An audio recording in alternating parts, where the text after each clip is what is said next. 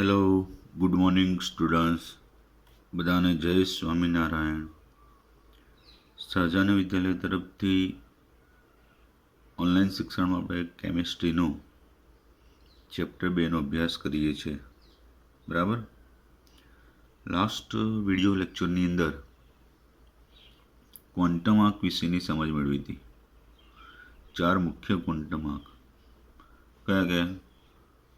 4 quantum આંકમાં કયા? મુખ્ય quantum આંક, ગૌણ ક્વોન્ટમ આંક, પછી ચુંબકીય ક્વોન્ટમ આંક અને ભ્રમણ એટલે કે સ્પિન ક્વોન્ટમ આંક. હવે એના પરથી વિદ્યાર્થી મિત્રો આજે આપણે કક્ષકો વિશે શીખીશું. શાના વિશે? કક્ષકો. બરાબર. ચાલો તો જોઈએ.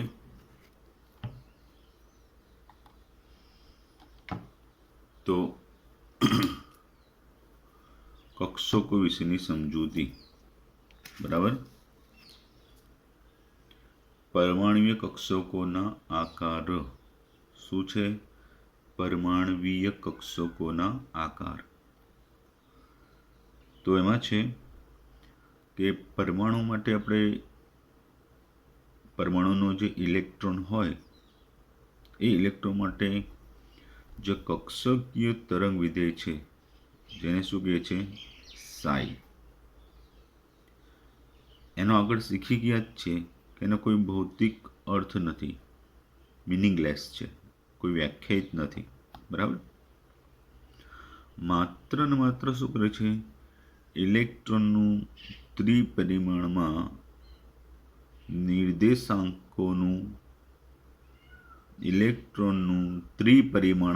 નિર્દેશાંકોનું એક સાદું ગાણિતીય વિધેય છે.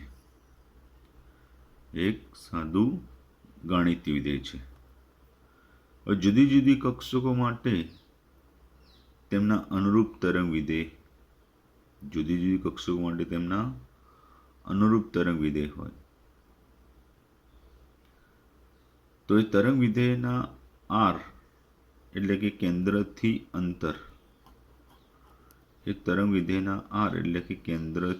અંતર ના વિધેય તરીકેના આલેખ જે મળે છે એ કેવા હોય છે? જુદા જુદા. એટલે અહીંયા આપણે તરંગ વિધેયનું કેન્દ્રથી જે અંતર હોય છે આર, બરાબર, એ સાઈ વિરુદ્ધ આરના આલેખ જુદી જુદી કક્ષકો માટે કેવા હોય છે? જુદા જુદા હોય છે. તો આપણે અહીંયા આવા આલેખમાં 1s કક્ષક કે એનો મુખ્ય ક્વોન્ટમ આંક 1, ગૌણ ક્વોન્ટમ આંક 0 અને 2s કક્ષક માટે n2 l0 તો આ કક્ષકો માટેના આલેખ મળે છે. બરાબર. તો એ આલેખો પરથી આપણે એસ કક્ષકની સમજ મેળવીશું.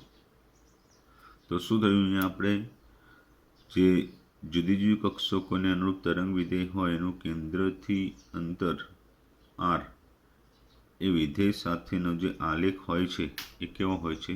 જુદા જુદા. અને એ આલેખ પરથી આપણે જે ઇલેક્ટ્રોનની સંભાવ્ય ઘનતા મળે છે એ આકાર ઉપરથી આપણે કક્ષકનો આકાર મળે છે. બરાબર. તો ચાલો જોઈએ એસ કક્ષક વિશે. તો જર્મન ભૌતિક શાસ્ત્રી છે મેક્સ બોર્ન, એના અનુસાર કોઈ બિંદુએ તરંગ વિધેયનો વર્ગ એટલે કે સાઈ સ્ક્વેર. શું? સાઈ સ્ક્વેર. તો એ તો આપણે આગળ વાત કરી હતી. એ શું કહેવાય? તે બિંદુએ ઇલેક્ટ્રોનની સંભાવ્યતા ઘનતા.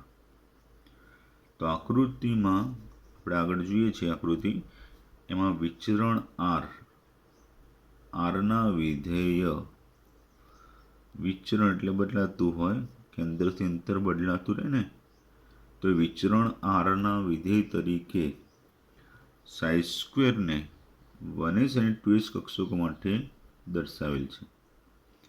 આકૃતિમાં જે વિચરણ આર છે, બદલાતું આર, એના વિધેય તરીકે આપણે કોની સાથે સાઈ સ્ક્વેરને 1s અને 2s કક્ષકો માટે દર્શાવ્યું છે. તો જોઈએ એમાં.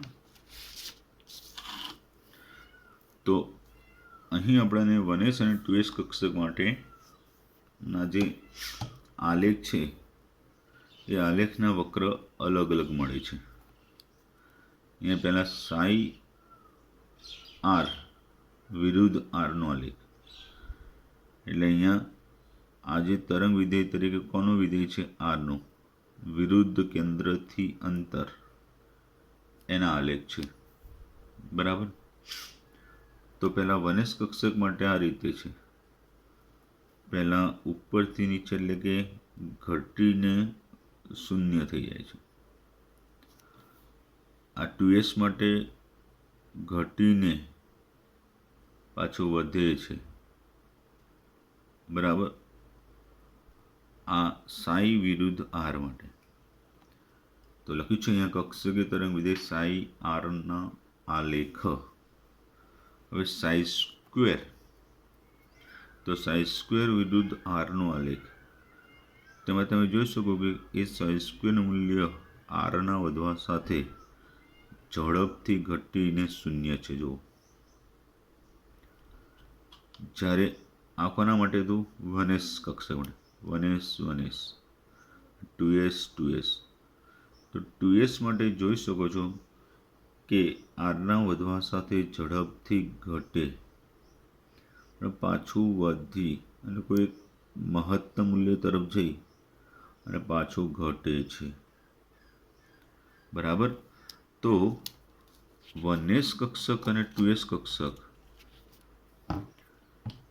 1s કક્ષક અને 2s કક્ષકોના કેન્દ્રથી ઇલેક્ટ્રોનના અંતર r માટે સંભાવ્ય ઘનતા સાઈ સ્ક્વેર નો વિચરણ આલેખ છે.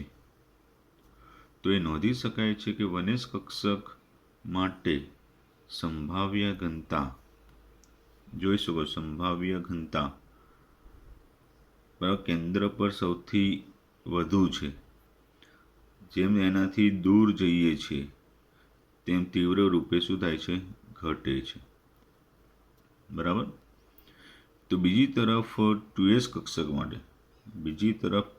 કક્ષક માટે, એ સંભાવ્ય ઘનતા પહેલાં તીવ્ર રૂપે ઘટી શૂન્ય થઈ, બરાબર, શૂન્ય થઈ એટલે કે શૂન્ય સુધી ઘટે છે અને પાછું વધવાનું શરૂ કરે અને એક નાની મહત્તમ સ્થિતિએ પહોંચ્યા પછી તે ફરી ઘટવા માંડે છે. બરાબર. તમે જુઓ, એક નાની મહત્તમ સ્થિતિ પહોંચ્યા પછી ફરી પાછું ઘટવા માંડે છે. તો અને આરનું મૂલ્ય આગળ વધતા તે શૂન્ય સુધી ઘટે છે. એ જેમ આરનું મૂલ્ય આગળ વધે છે એમ એ શૂન્ય સુધી ઘટે છે. બરાબર. તો આ વિસ્તાર કે જ્યાં ઇલેક્ટ્રોન સંભાવ્ય ઘનતા વિધેય શૂન્ય બને, એને નોડ અથવા નોડલ સપાટી કહે છે. યાદ રાખજો, નોડ અથવા નોડલ સપાટી કહે છે. બરાબર. ઓકે, આગળ.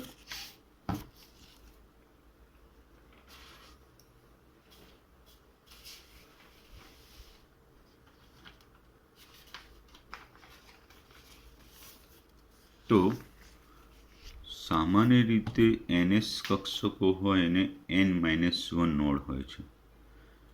ns કક્ષકોને કેટલા? n-1 નોડ હોય છે. એટલે કે 1s કક્ષક, તો 1s કક્ષકમાં તો શું હોય? કેન્દ્રથી તરત જ ઇલેક્ટ્રોન સંભાવના હોય, એટલે એને કેન્દ્રથી નજીક જ હોય, એટલે એવો કોઈ કેન્દ્રથી નજીકના વિસ્તારમાં ઇલેક્ટ્રોનની સંભાવના શૂન્ય એવો વિસ્તાર હોય જ નહીં. એટલે 1s કક્ષક માટે નોડ 0. હવે 2s કક્ષક માટે તો 1s કક્ષક બરાબર અને 2s કક્ષક એની વચ્ચે આ જે ખાલી વિસ્તાર બતાવે એ એક નોડ કહેવાય. શું કહેવાય? એક નોડ. નોડ એ હંમેશા ક્યાંક તો કે બે કક્ષાની સપાટી હોય, બે કક્ષાની સપાટી કે જ્યાં ઇલેક્ટ્રોન મળવાની સંભાવના હોય એના વચ્ચેનો ખાલી વિસ્તાર એ નોડ થયો. બે ઇલેક્ટ્રોનની સંભાવનાનો વિસ્તાર હોય એની વચ્ચે જે ખાલી વિસ્તારમાં શું હોય? ઇલેક્ટ્રોન મળવાની સંભાવના શૂન્ય હોય, આવો એ નોડ કહેવાશે. તો 1s અને 2s ની વચ્ચે કેટલું આવે? 1. તો n-1 પ્રમાણે પણ 1. એ રીતના એ જ પ્રમાણે 3s માટે બે નોડની સંખ્યા હોય. એટલે મુખ્ય ક્વોન્ટમ વધવાની સાથે એ નોડની સંખ્યા વધે. બરાબર. તો આ સંભાવ્ય ઘનતા વિચરણ ચાર્જ ક્લાઉડ એટલે કે ભાર વાદળ આકૃતિઓ તરીકે કલ્પી શકાય. તો 1s અને 2s માટે છે કે એમાં જે 1s 2s કક્ષકોની સંભાવ્ય ઘનતા બિંદુઓની ગીચતા આ બિંદુઓ વડે દર્શાવી છે. એ બિંદુઓની ગીચતા તે વિસ્તારમાં ઇલેક્ટ્રોન મળી આવવાની, આ જે બિંદુઓની ગીચતા છે ત્યાં ઇલેક્ટ્રોન મળી આવવાની સંભાવ્ય ઘનતાનું નિરૂપણ કરે છે. બરાબર. જ્યારે અહીંયા શું છે? 1s અને 2s કક્ષકો માટેની સીમા સપાટી છે, બાઉન્ડ્રી. 1s માટેની થઈ તો આ 2s માટેની એ સીમા સપાટીની આકૃતિઓ છે. તો આકૃતિઓમાં બિંદુના વિસ્તારમાંની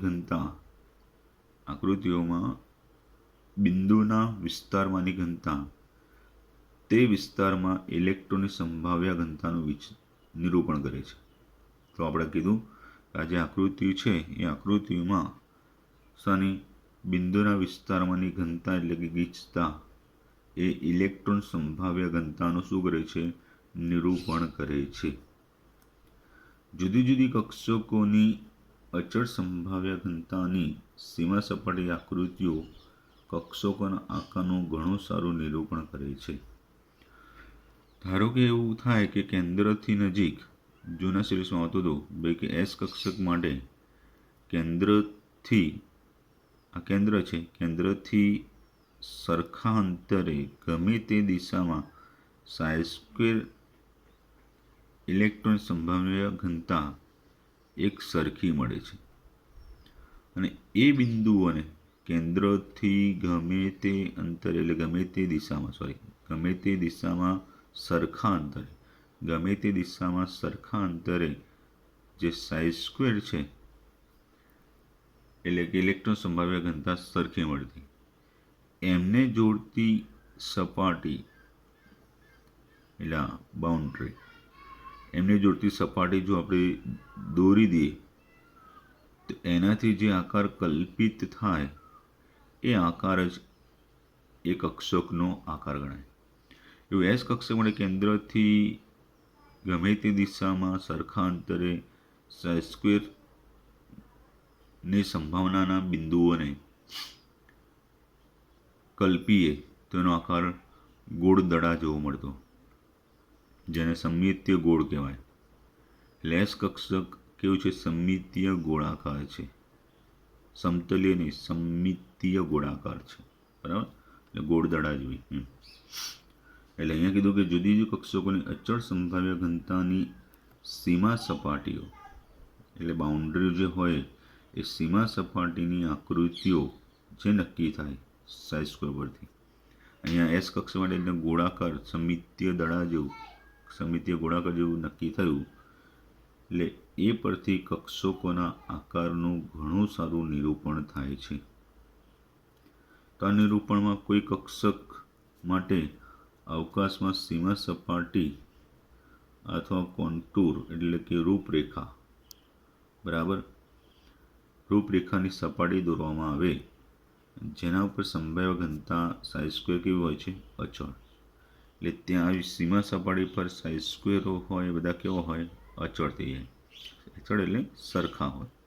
એટલે મેં હમણાં ના કીધું અહીંયા કે એસ કક્ષક માટે કેન્દ્રથી ગમે તે દિશામાં સરખા અંતરે સાઈ સ્ક્વેરના મૂલ્યો સરખા થાય, બરાબર. સરખા એટલે કેટલા? મહત્તમ કેટલા? 1 થાય, 1 સુધીનો, બરાબર. અને એ સપાટીઓને પછી જોડી દઈએ તો જે આકાર બને એ કક્ષકોનો આકાર. ખ્યાલ આવ્યો? તો સિદ્ધાંત રૂપમાં આવી ઘણી સીમા સપાટીઓ, સાંભળો, ઘણી સીમા સપાટીઓ શક્ય બને.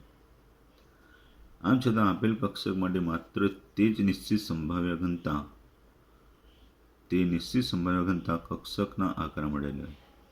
એટલે કે નિશ્ચિત સંભાવ્ય ઘનતા એટલે જ્યાં એ કેટલું બને? 1. સાઈ સ્ક્વેરનું મૂલ્ય 1 બને, બરાબર. નિશ્ચિત સંભાવ્ય ઘનતા એટલે સાઈ સ્ક્વેરનું મૂલ્ય 1 બને એવી સપાટીઓથી જે આકાર બને એને જ કક્ષકના આકાર માટે લેવાય છે. ધ્યાન આપજો. તો આ એવા વિસ્તારનો અથવા કદનો સમાવેશ કરે છે જ્યાં ઇલેક્ટ્રોનની સંભાવ્ય ઘનતા ઘણી ઊંચી, એટલે લગભગ 90%, બરાબર. એટલે કેટલું? સાઈ સ્ક્વેરનું મૂલ્ય 0.9થી વધુ હોય, 0.9 કે તેથી વધુ, એટલે 90% હોય. એટલે આપણે સમજાવ્યું એ પ્રમાણે કે એ જે બિંદુઓ છે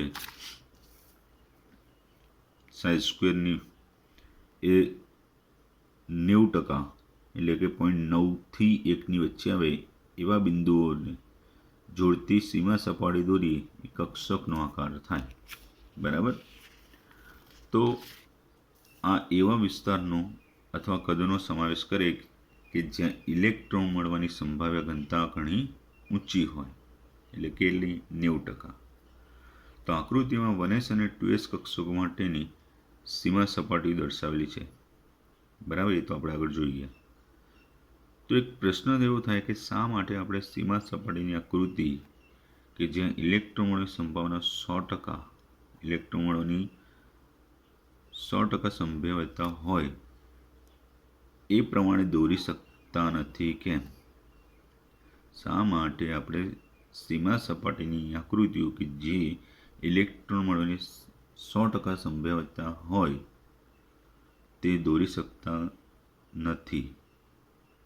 તો એનો આપણે ઉત્તર એવો મળે છે કે સંભાવ્ય ઘનતા સાઈ સ્ક્વેરને હંમેશા ગમે તેટલું નાનું હોય તો પણ કેન્દ્રથી નિશ્ચિત અંતરે કોઈક મૂલ્ય હોય છે, બરાબર. એટલે સાઈ સ્ક્વેરનું મૂલ્ય ગમે તેટલું નાનું હોય, સાઈ સ્ક્વેરને હંમેશા ગમે તેટલું નાનું હોય પણ કેન્દ્રથી નિશ્ચિત અંતરે કોઈક મૂલ્ય હોય છે, બરાબર.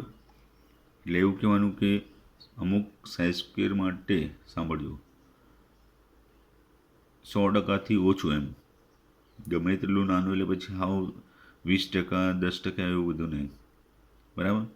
એટલે 100થી કંઈક નાનું હોય અને ત્યાં પછી કેન્દ્રથી એ નિશ્ચિત અંતરે એવું કંઈક મૂલ્ય બને ત્યાં કે જ્યાં ઇલેક્ટ્રોનની સંભાવ્યતા ઘનતા મહત્તમ હોય અને એ વિસ્તાર ઇલેક્ટ્રોન મળવાની સંભાવ્યતા તરીકે ઓળખાય, બરાબર. એટલે આટલા માટે જ ઇલેક્ટ્રોન મેળવવા માટેની 100% સંભાવ્યતા માટેનો દ્રઢ કદ કે આકારની સીમા સપાટી દોરવી શક્ય નથી.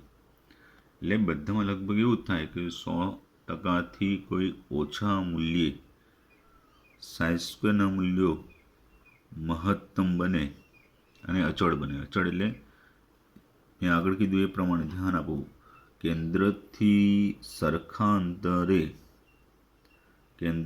કોઈ સરખા અંતરે ગમે તે દિશામાં એ સાઈ સ્ક્વેરનું મૂલ્ય અચળ એટલે કેવું કહેવાય? ત્યાં સંભાવ્ય ઘનતા મહત્તમ થાય એવું કહેવાય, બરાબર. એ મહત્તમ બને એટલે 100% હંમેશા હોઈ ના શકે. બહુ રેર કેસમાં 100% આવે, બાકી 100%થી ઓછી 90%, 91%, 92% એ કેન્દ્રથી નિશ્ચિત અંતરે, એટલે કેન્દ્રથી કોઈ ચોક્કસ એટલે સરખા અંતરે એ 100%થી ઓછું 90%, 92%, 95% ઇલેક્ટ્રોનની સંભાવ્ય ઘનતા અચળ બની જાય અને એ અચળ બને એના પરથી જે આકાર નક્કી થાય એ કક્ષકનો આકાર. બરાબર. સારું. એટલે આટલા માટે ઇલેક્ટ્રોન મળવાની 100% સંભાવ્યતા માટે દ્રઢ કદની સીમા સપાટીની આકૃતિ દોરવી શક્ય નથી. બરાબર. એસ કક્ષક માટે સીમા સપાટી આકૃતિ ખરેખર તો કેન્દ્ર પર કેન્દ્રિત ગોળાકાર હોય છે. એટલે કેન્દ્ર પર એટલે કેન્દ્રની નજીક, કેન્દ્રિત ગોળાકાર એટલે કેવી સમમિતીય ગોળાકાર હોય છે.